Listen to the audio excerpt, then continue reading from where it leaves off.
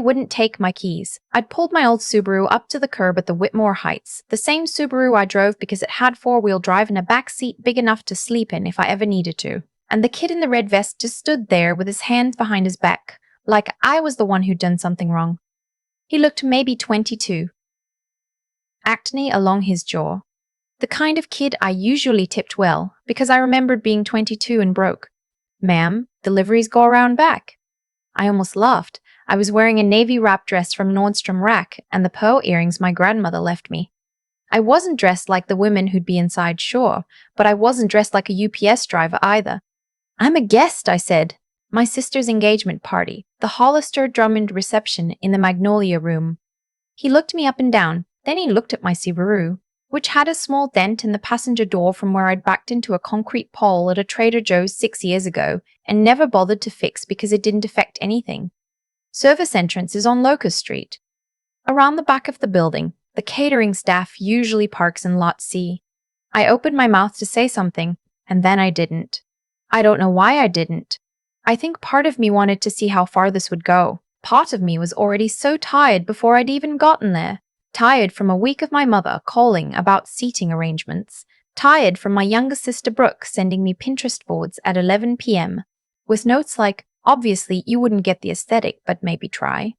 Tired from the way my whole family had been treating this engagement like a coronation while treating me, the older sister, like I was a folding chair they hadn't decided where to put yet.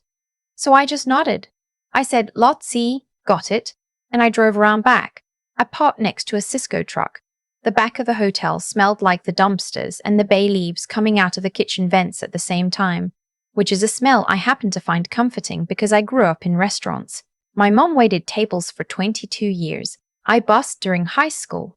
I knew the smell better than I knew most people in my own family. I walked into the loading dock, past two line cooks taking a smoke break, past a woman in a gray uniform pushing a laundry cart, and nobody looked at me twice. Which was the point. Which was, honestly, kind of beautiful in a way. I took the service elevator. Not to the Magnolia Room. I pressed P3. P3 is not a public floor. P3 doesn't exist on the main elevator panel. You have to know the code, and you have to have a thumbprint on file, and at the Whitmore Heights, only 4 people have one. I'm one of them. Because I own the building, I bought the Whitmore portfolio 6.5 years ago, when I was 29, with money I'd made selling a logistics software company I built in my apartment in Cincinnati when I was 24. Nobody in my family knows this, not really. My mom thinks I work in tech. My dad thinks I do computer stuff. Brooke once introduced me to a friend as the one who lives in Denver and is into spreadsheets. None of that is wrong exactly. It's just nothing. I never corrected them. I tried a few times when I was younger. Around the time the company sold, I came home for Easter and I told my dad over coffee that I'd had an exit, and he said, "Well, that's nice, honey, but you really should think about getting a steady job, something with benefits." And then he asked Brooke about her sorority. And I sat there with my coffee getting cold, and I decided then that if they didn't want to see it, I wasn't going to chase them around the room with the receipts. I was 36 now. I'd held on to that decision for 7 years. The elevator opened on P3 and the door to my private office unlocked when I pressed my thumb to the panel. The lights came up slow, warm, the way I'd had them programmed. Floor-to-ceiling windows on 3 sides. The downtown skyline laid out in front of me like somebody had sliced the city open and arranged it on a tray. I sat down behind the desk and I pulled up the camera feeds for the Magnolia Room. There they were. My mother in her cream pantsuit, smiling at someone I didn't recognize. My father with a glass of something dark in his hand, laughing too loud the way he does when he's nervous. Brooke in a strapless white cocktail dress, even though I had specifically been told this was not a white dress event, holding court near the bar, and next to her, her fiancé, Reed Hollister-Drummond, in a navy suit that probably cost more than my mum's first car, and the Hollister-Drummonds. I'd only met them once before, at a brunch in Brooke's apartment 3 months ago. They had not been kind to me. Reed's mother, Adelaide Hollister-Drummond, had spent the entire brunch asking me questions, in a tone that wasn't quite mean, but wasn't quite anything else either. "What do you do exactly?" And, "Oh, freelance, and have you considered going back to school?" I'd nodded and smiled and eaten my eggs Benedict and let her think whatever she wanted to think. Reed's father had barely spoken to me at all. His older sister Whitney had looked at my shoes when I walked in and made a face that I caught in the hallway mirror. I watched them now on the camera. Adelaide moving through the room like she owned it. Whitney correcting a server about the temperature of the champagne. Reed's father standing near the door checking his watch. I poured myself a glass of water from the carafe on the desk, and I sat there for a long time, just watching. Here's the thing I haven't told you yet. 2 days before this party, I had gotten a phone call from the general manager of the hotel, a woman named Priscilla Vance, who is one of the 4 people who knows what I actually do. She called me on my private line, and she said, I need to tell you something, and I need you to not be upset with me for not knowing how to handle it.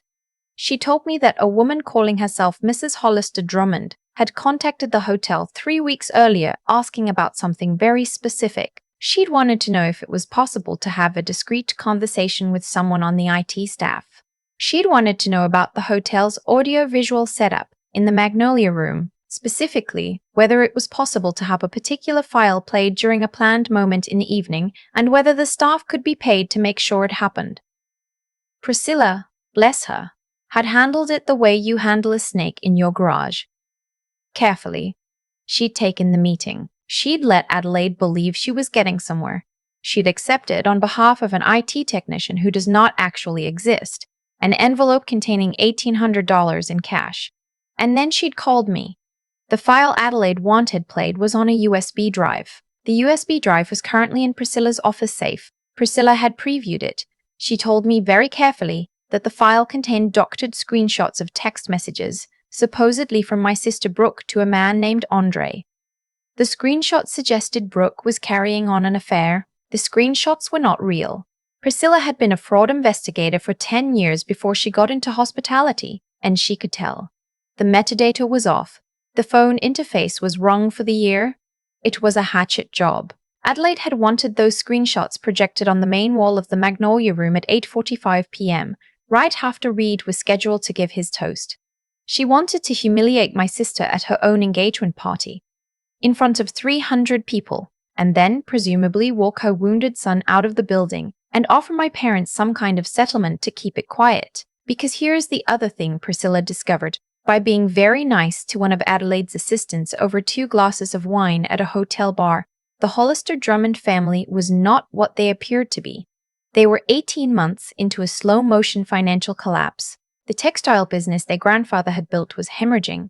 They needed Brooke's engagement to look perfect so they could keep up appearances with their lenders until they could quietly liquidate some real estate. But they also needed, eventually, an out, a reason to break the engagement that made them the wounded party. Because if Brooke's family found out about the financial situation and walked away first, the Hollister-Drummonds would be the ones holding the embarrassment. So Adelaide had been playing both sides. Smile at the brunches, pay for the deposits, plan a fake scandal she could deploy later if she needed to, and in the meantime, casually float the idea to my mother, 3 different times in 3 different ways, that the families might want to merge resources before the wedding to streamline things. My mother had told me this on the phone a month ago. I'd asked her not to send any money to the Hollister-Drummonds for any reason. She'd said, "Oh, honey, don't be paranoid." She'd said it in the same voice she used to use when I was 12 and worried about something. I sat at my desk on P3 with the camera feeds glowing, and I thought about all of it. I thought about Brooke, who had been a colicky baby and a difficult teenager and a self-absorbed adult, but who was still my sister and who didn't deserve to have her face on a wall in front of 300 people while a fake affair played out in screenshots. I thought about my mother, who had waited tables until her feet bled, and who had never once let either of us miss a school field trip, and who was about to be conned by a woman in a cream suit who'd never worked a real day in her life. I thought about my father, who had told me at Easter that I should get a job with benefits. And I thought, all right, okay, let's go to a party. I changed out of the wrap dress. I'd kept a wardrobe on P3 for situations exactly like this, situations where I'd needed to walk a property and not be noticed. I put on the plain black trousers and the white button-down and the slip-resistant shoes that the catering staff wore. I pulled my hair back, I didn't bother with makeup. I looked in the mirror and I saw a woman in her mid-30s who looked like she'd been on her feet for 6 hours and was about to be on her feet for 6 more. I looked, in other words, completely unremarkable. I took the service elevator down to the kitchen. The head chef that night was a man named Marco Ferraro, and Marco is one of the 4 people who knows. Marco I trust completely because Marco was my line cook 10 years ago at a restaurant I worked at in Cincinnati when I was waiting on my first investor meeting and eating ramen in my apartment. When I bought the Whitmore portfolio, I hired him before I hired anyone else. Marco saw me come through the kitchen door in my catering blacks, and he didn't even blink. He just tipped his chin at me and pointed at a steel bowl of shrimp that needed to be peeled and deveined for the cold tower. I sat down on the stool next to a kid named Anthony, who had no idea who I was, and I started peeling shrimp. "You knew?" Anthony said. "Filling in," I said. "They're brutal tonight," he said. "They're brutal tonight," he said. "Bride's family, real piece of work? Yeah?" He glanced over his shoulder. "Bride changed the menu 14 times. 14. The last time was yesterday. They wanted to swap the salmon for sea bass." "Which, do you know how much sea bass costs?" I did know. "And then the groom's mum keeps coming in here giving notes. She told Marco the shrimp needed to be less oceanic. What does that even mean? They live in the ocean. They're shrimp." I laughed and Anthony laughed and we peeled shrimp together for a while. Around 7:30, Adelaide Hollister-Drummond walked into the kitchen. She was looking for someone. She had a black USB drive in her hand. She scanned the room and then she walked straight up to a server I didn't recognize, a young guy with a goatee, and she said in a low voice, "You're the IT person?" He stared at her. "Mom, I'm a busser. You are not. We discussed this. I genuinely am a busser." She made a small impatient sound and looked around again. Her eyes passed over me and didn't stop. I kept peeling shrimp. She tried 2 more servers. Both confused. Both not the IT person because, again, the IT person did not exist. Finally, she stalked out, hissing something into her phone. I caught Marco's eye across the kitchen. He raised his eyebrows. I gave him a small nod. At 8:15, I went up to P3 and changed into something else. I'd been thinking about this dress for a week. It was a black floor-length thing, very simple, very plain, the kind of dress that doesn't say anything until you look closely and realize it costs more than most cars. I put on my grandmother's pearl earrings again. I put on my own pearl necklace, the one I'd bought myself the year I sold the company, that I'd never once worn in front of my family because they would have asked me where it came from and I would not have wanted to answer. I took the regular elevator down to the Magnolia room. The same security guard from earlier was standing at the door. He saw me. He didn't recognize me at first. Then his eyes went to the necklace, then back to my face, and I watched something rearrange itself behind his eyes. "Ma'am," he said. His voice had gone hoarse. "You sent me to the service entrance," I said. It's all right," I said. "We'll talk later." I walked past him into the room. The party was in full swing. The string quartet was playing something pretty. Champagne Towers. Brooke at the center of it all, holding Reed's hand, glowing Scroote's hand, glowing Reed's hand. Adelaide standing near the AV booth, talking to a man in a headset who looked confused. Reed's father near the windows, checking his watch again. Whitney by the bar holding court with 3 women who were laughing too hard at whatever she was saying. My mother saw me first. Her face did a small, complicated thing. She wasn't sure if she was angry, I was late, or relieved I'd come. "Where have you been?" she hissed when I got close. "And what are you wearing? Is that... Honey, did you buy a new dress?" "I had to handle something for work," I said. "Well, it's almost time for Reed's toast. Brooke is going to lose her mind. Where were you parking?" "Out back." "Out back where?" "Lot C." She frowned. "Why on earth would you park in, Mum?" I said. "It's fine. I'm earth would you park in, Mum?" I said. "It's fine. I'm here." Reed stepped up to the microphone. The room hushed. He smiled the smile of a man who had not slept well in 18 months, and was very good at pretending otherwise. He thanked everyone for coming. He thanked his parents. He thanked Brooke's parents. He gestured to Brooke. and called her the love of his life. People applauded. I watched Adelaide at the edge of the room, nod to the man in the headset and mouth something. The man shook his head and shrugged. Adelaide's face went still. Reed raised his glass. To Brooke, he said. To us. To family. To family, the room echoed. I stepped forward. I don't know if I planned this part. I think I did. I think I'd been planning it for 3 months, since the brunch with Adelaide, since my mom said don't be paranoid. But it felt in the moment like something I was being moved through. Could I add something, I said. Heads turned. Brooke saw me. Her face did the thing my mother's face had done. Olivia, what are you? It'll be brief, I said. I smiled at her. I promise. I took the microphone from Reed. He didn't resist. I think he was relieved to give it to someone. Most of you don't know me, I said. I'm Brooke's older sister, Olivia Marchetti. I've been mostly out of state for the last decade or so. I'm sorry I haven't been around more. A small, polite murmur, people nodding kindly. I want to start by saying that I love my sister. We don't always understand each other. We grew up very differently in a lot of ways, even though we grew up in the same house. But I love her, and I want her to be happy, and I want her to be safe, and I want her to walk into whatever comes next with both eyes open. Which is why I have to say a couple of things tonight that I would rather not say. The room got quieter. Adelaide, near the AV booth, had turned slowly to face me. Her hand was at her throat. First, I said, I'd like to formally introduce myself to the Hollister-Drummond family. We've met before, but I don't think I made much of an impression.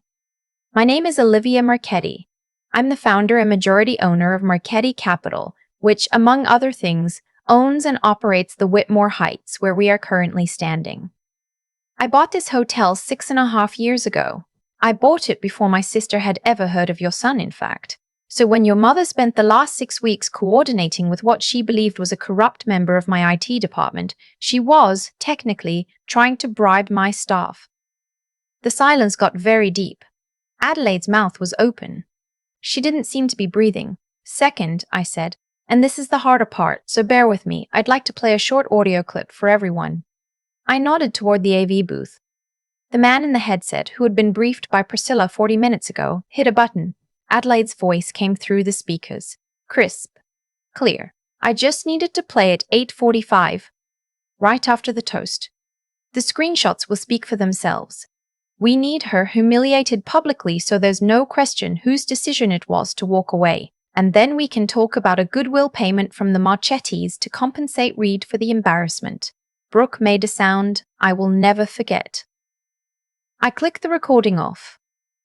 That was a phone call my hotel's general manager recorded 3 weeks ago, I said, with Mrs. Hollister-Drummond's full knowledge that she was speaking to hotel staff. The screenshots she referenced are fabricated. The metadata is wrong. My security team verified that this afternoon. I have the originals in a safe upstairs, and I'm happy to share them with my sister and her fiancé in private. I looked at Reed. He had gone the color of the linen napkins. Reed, I said, I don't know how much you knew about any of this. I'd like to believe you didn't know. I'd like to believe you love my sister. If that's true, the conversation we need to have isn't this one in front of all these people. It's a quieter one tomorrow with my sister and our parents and you, where you decide who you want to be. Reed looked at his mother. His mother looked at the floor. And the third thing, I said, and now my voice was steady in a way that surprised me, is for my own family. Mom. Dad. I'm sorry I didn't tell you.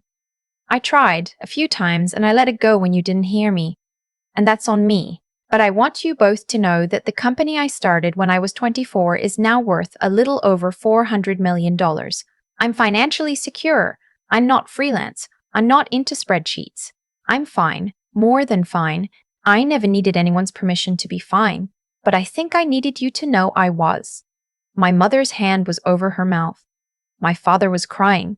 I don't think I'd ever seen my father cry, not even at his own mother's funeral. He was crying with his whole face the way a kid cries. That's it, I said. That's all I have to say. Brooke, I love you. I'm going to step outside. Whenever you're ready, I'd like to talk. I handed the microphone back to Reed. I walked out of the Magnolia room. The security guard was still by the door. He had taken his hat off and was holding it in both hands. He didn't say anything as I passed. I touched his arm once, lightly, and kept walking. Out in the corridor, I made it as far as the elevator bank before my hands started shaking. I leaned against the wall. I took 3 breaths. Brooke came through the doors, maybe 90 seconds later. She was crying. Her makeup was a disaster.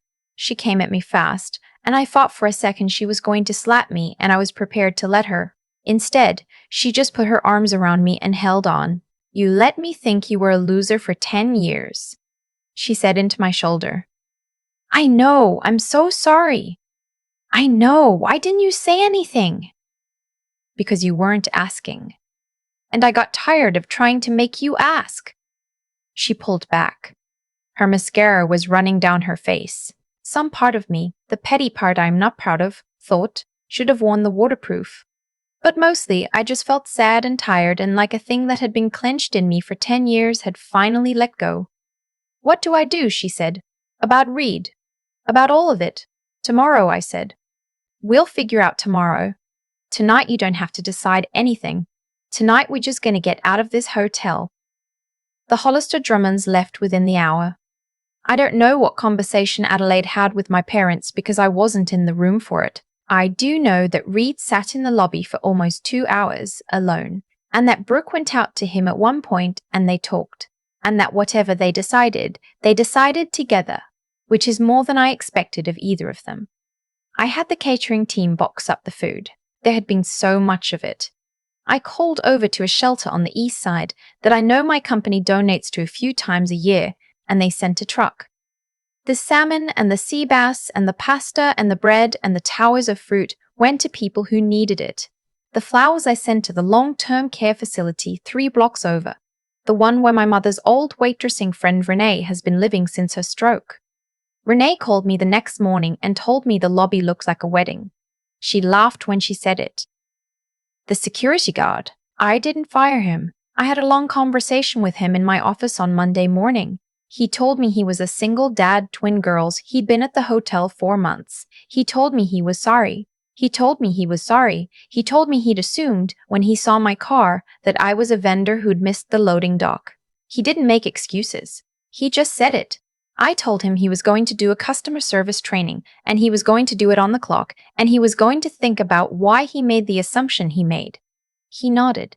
He thanked me. He kept his job. Marco got a raise that week, so did Priscilla. So did Anthony, the shrimp kid, who I tracked down on Tuesday and offered a spot in our culinary apprenticeship program. He's still there. He's going to be a great chef. Brooke called off the engagement the following Sunday.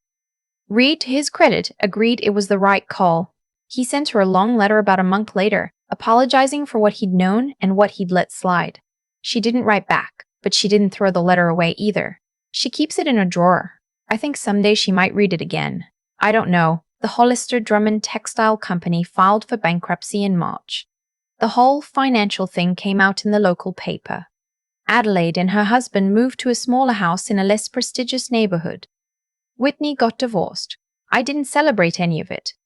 I didn't have to. The world has a way of arranging the dishes once you stop pretending the table is set right. My mother and I had a long conversation on the back porch of my parents' house the weekend after the party. She told me she'd been afraid my whole life that I'd grown up resenting her, that she'd worked too much, that she'd missed too much, that she'd always assumed Brooke needed her more because Brooke was louder about it, and that she'd told herself I was fine because I never said I wasn't, and she was sorry. She cried. I cried. We sat there on her old wicker chairs and we cried and we drank iced tea, which is the most Midwestern thing 2 grown women can do together. My dad takes me to lunch now once a month when I'm in town. He asks me real questions about my work. He doesn't always understand the answers. He listens anyway. And Brooke, my little sister Brooke, who I used to think was a stranger living in my mother's house, calls me every Sunday. She moved into a 1-bedroom of her own. She's dating a guy who is a high school English teacher and who, the one time I met him, asked me 3 questions about myself before he told me anything about himself, which is a thing I have learned to pay attention to. I think she's going to be okay. I drove home from my parents' house that next morning in the same Subaru, with the same dent in the same passenger door. I stopped at the same Trader Joe's where I'd made the dent 6 years ago. I bought a bouquet of yellow tulips. I drove the rest of the way home with the windows down and the radio loud and the tulips on the passenger seat, and I felt for the first time in a long time like I had room in my chest for all the air I was breathing. Some people will tell you that revenge is a dish best served cold. I don't think that's quite right. I think the truth is closer to this. When you've been small for long enough in a room of people who needed you small, you don't have to get loud to take up space again. You just have to stand up. You just have to say the true thing, once, clearly at the right moment in front of the right people. And then you let them sit with it. And then you go home. I've thought a lot about that night since it happened, not the part where I held the microphone. That part was almost easy by the time it came. What I think about is the 10 years before it. The Easter mornings where I sat across from my dad and kept my mouth shut. The phone calls with my mother where I said, sure, Mom, while she told me about Brooke's promotion at a job I could have bought twice over. The 1,000 small moments where I chose silence because correcting them felt like begging to be seen, and I was too proud to beg. Here's what I learned, and I'm only saying it because it cost me a decade. The world will absolutely let you disappear if you don't say the true thing out loud. People aren't usually cruel on purpose. They just believe the version of you that's easiest to believe. My family believed I was small because I never told them otherwise, and I told myself that was their failing, not mine. But the truth is, I had a voice the whole time. I just didn't use it because using it scared me more than being invisible did. Adelaide thought she could humiliate Brooke because she'd looked around the room and decided nobody was watching. That's how people like her operate. They make the mistake of confusing quiet with empty. Priscilla was the one who taught me years ago when I hired her that the people who don't announce themselves are often the ones holding the most. She walked into that mess with her eyes open, and she handled it because she'd been underestimated her whole career too. Causes have effects. Adelaide's arrogance had a price, and she paid it in front of 300 people because she'd built a life where the math was always going to come due eventually. But I want to say something about Brooke, because she's the part of the story that matters most to me. My sister was not a villain. She was a younger sibling who learned early that being loud got her attention and being soft got her left alone, and she chose loud. That isn't a moral failing. That's a survival skill. When I forgave her, it wasn't because she deserved it on a balance sheet. It was because I finally understood that holding on to a grievance for 10 years had cost me more than her behavior ever did. The strongest thing I did that night wasn't owning the hotel. It was deciding I was done being the silent older sister. If you take anything from what I've told you, take this. Build something real with your life, whatever real means to you. Don't let people who haven't earned an opinion on you shape how you see yourself. And when the moment comes to stand up and say the true thing, say it once, say it clearly, and then go home and water your plants. The dignity isn't in the speech. The dignity is in the quiet life you go back to after.